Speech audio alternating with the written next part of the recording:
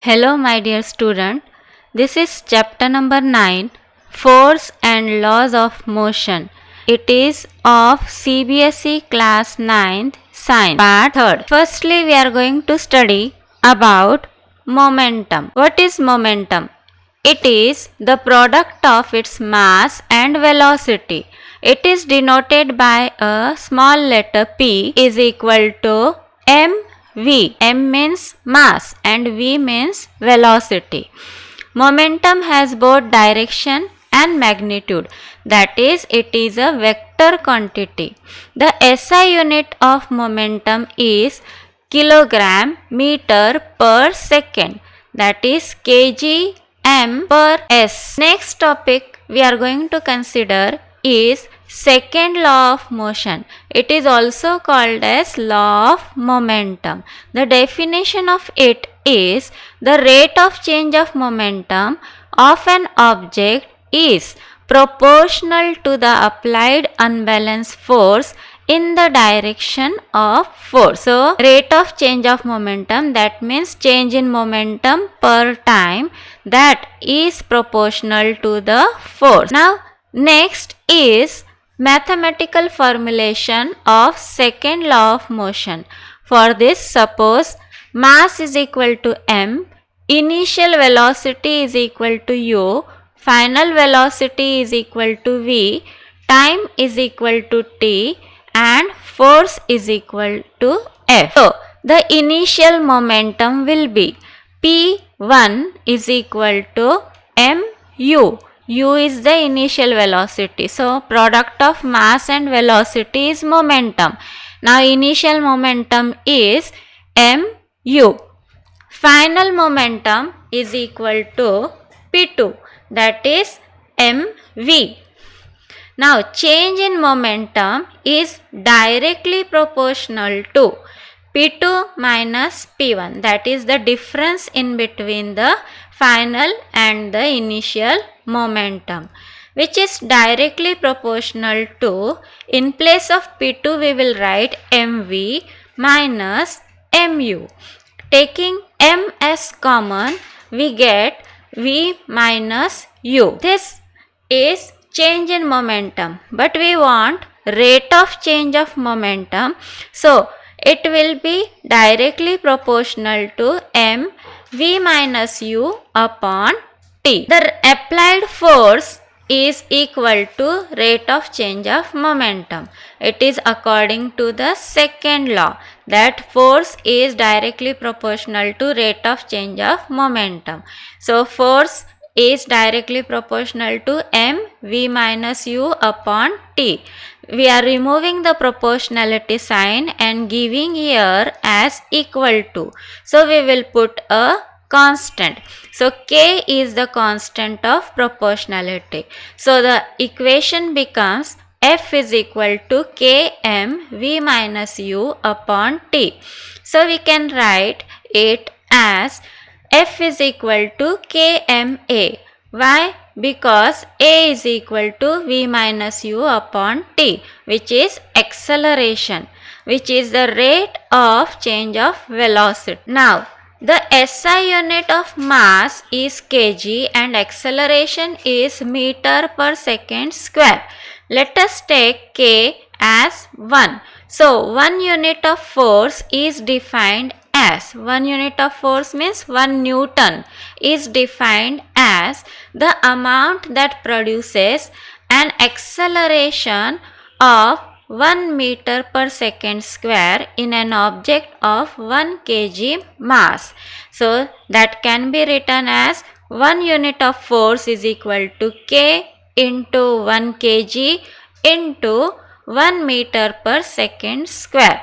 So, F is equal to ma, and so we are going to get the unit of force is kg meter per second square, because k is constant, it is not having any unit. It can also be given as Newton, which has a symbol capital N. Now see the example of second law of motion. The fielder here is catching a ball. A fielder pulls his hand gradually with moving ball while holding a catch. Why does he do so? In order to increase reaction time so that he felt less force on his hand. As the hands are pulled behind, more time is given so that the velocity reduces to zero and the impact on the hand or the force on the hand will be negligible. From second law, how we can get the first law? So first law from second law of motion. We know that F is equal to ma. This we are getting from second law of motion. F is equal to m v minus u upon t, where a is equal to v minus u upon t. So we can take this t to this side and it becomes ft is equal to mv minus mu. So two cases arise. The first case is that when f is equal to 0, what will happen? This full term to this side becomes 0.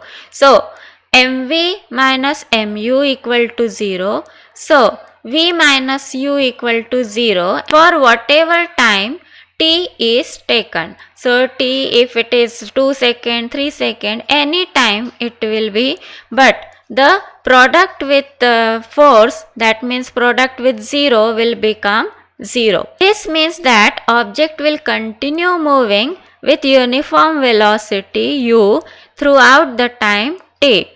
If the object is in motion, it will continue with the same velocity. Again, in case second, if u is 0, then v will also be 0.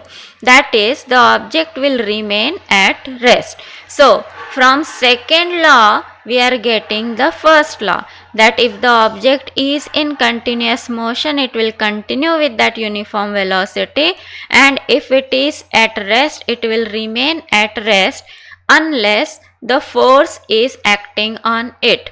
It should not be equal to 0. Further, consider example 9.1.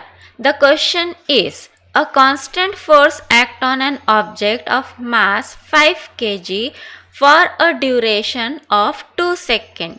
So mass is given and time is given as 2 seconds. It increases the object's velocity from 3 meter per second to 7 meter per second. What will be this 3? 3 will be the initial velocity and 7 will be what? Final velocity.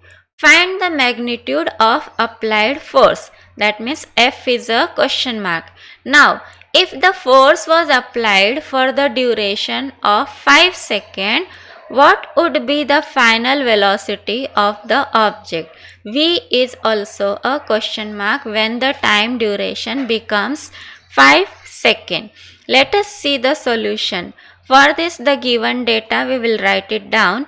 U is equal to 3 meter per second and V is equal to 7 meter per second. T is equal to 2 seconds and M is equal to 5 seconds.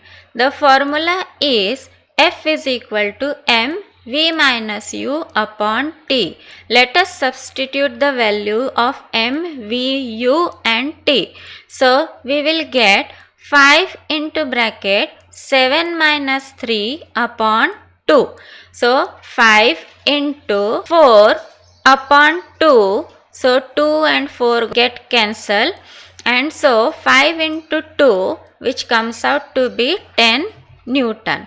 Now, if this force is applied for duration of 5 seconds, then the final velocity will be calculated by rewriting the formula. The formula is same. It is V is equal to U plus Ft upon M.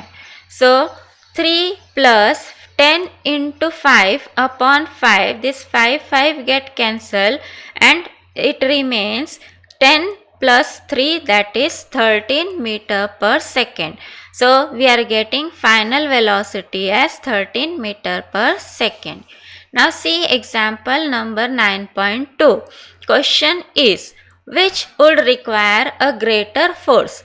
accelerating a 2 kg mass at 5 meter per second square or a 4 kg mass at 2 meter per second square. Let us see the solution. We have the formula as F is equal to ma.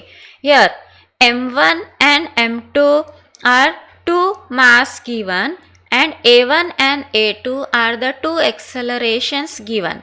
So m1 is equal to 2 kg, a1 is equal to 5 meter per second square and m2 is equal to 4 kg and a2 is equal to 2 meter per second square. So F1 becomes m1 into a1. So 2 into 5 comes out to be 10 Newton and F2 becomes m2 into a2, which is equal to 4 into 2 comes out to be 8 Newton. So which one is greater in this two? Yes, it is F1. So F1 is greater than F2 because 10 is greater than 8.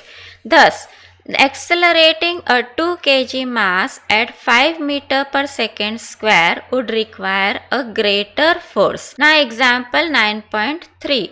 A motor car is moving with a velocity of 108 km per hour and it takes 4 seconds to stop after the brakes are applied.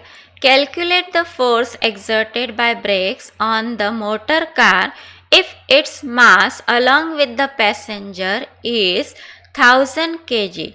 So solution. The initial velocity of motor car, that is u, is equal to 108 km per hour. But we have to convert this kilometer per hour into meter per second. Let us see how. 108 into 1000 upon 60 into 60. So by cancelling out we are going to get 30 meter per second. So initial velocity u is equal to 30 meter per second. Finally it is going to stop. See here. The word stop is written, brakes are applied and the object is going to stop. So final velocity v will be equal to 0 meter per second. Mass is given as 1000 kg. Time given as 4 seconds. Now the formula remains the same. F is equal to m v minus u upon t. Let us substitute the value of m, v, u and t. So we are going to get 1000 into 0 minus 30 upon 4. So 0 minus 30 is minus 30. So it comes out to be minus 7500 kg meter per second square, or we can call it as minus 7500 Newton. What is this kg meter per second square? Is the force, that is Newton. The negative sign tells us that the force exerted by the brakes is opposite to the direction of motion of the motor car. That's why it is stopping. The brakes are applied and the car is stopping. Next example is example number 9.4. The question is, a force of 5 Newton gives a mass m1 and acceleration of 10 meter per second square and a mass m2 and acceleration of 20 meter per second square. What acceleration would it give if both the masses were tied together? Both the masses we are going to tie together. So let us find out m1 and m2. m1 is equal to F upon a1 and m2 is equal to F upon a2. F is constant. Force is given as 5 Newton. a1 is 10 meter per second square. a2 is 20 meter per second square. m1 becomes 5 upon 10, that is 0.5 kg, and m2 becomes 5 upon 20, that is 0.25 kg. If the two masses were tied together, then total mass m would be equal to 0.5 plus 0.25 comes out to be 0.75 kg. Now the acceleration A produced in combined mass by the 5 Newton force would be A is equal to F upon m. So it comes out to be 6.67 meter per second square. Further, example number 9.5.